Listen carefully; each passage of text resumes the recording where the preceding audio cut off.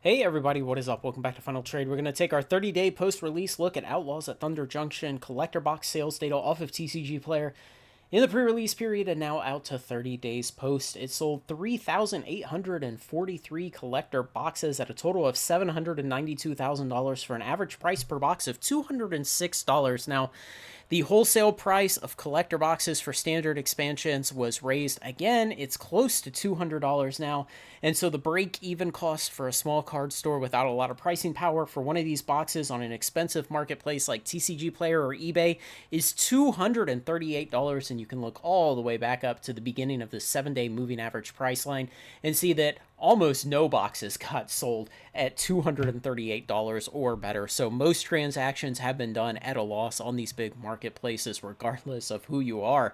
Pretty bad. Let's compare it to other standard set collector boxes in recent history, and we see Murders at Karlov Manor in the red line here on the cumulative spend chart, way down there. And so Outlaws at Thunder Junction quadrupled its performance on a dollar basis. And this comes back to something that I talked about at release, that this has a chance, it is a potential candidate to be the best-selling standard expansion in Magic history, but we're going to have to wait to see because there are some complications to measuring that unless WotC wants to come right out and tell us. Now, like I said last time, if it is the best-selling standard expansion in Magic history, I think WotC will tell us again and again and again.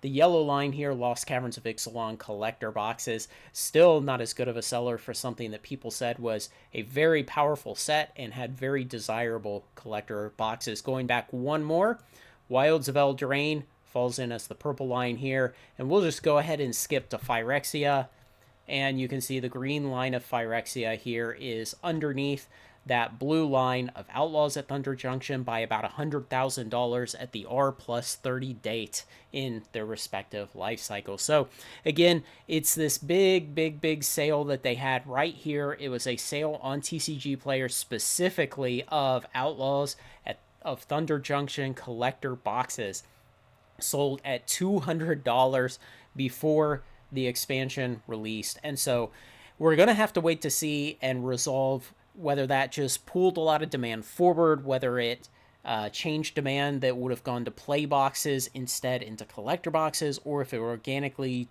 generated new demand, and to what extent it did each of those three, what the combination was. So that's why I say we can't exactly crown it as the new best-selling standard expansion in Magic history just yet, but we need to see some more data, and it is definitely a contender. It would be nice to see new records like that being set from time to time, and this is not exactly a bad time to set a new one. You know, it's 15 months off of Phyrexia that this came out, and so yeah, it's a pretty reasonable time to break that old record and set a new one.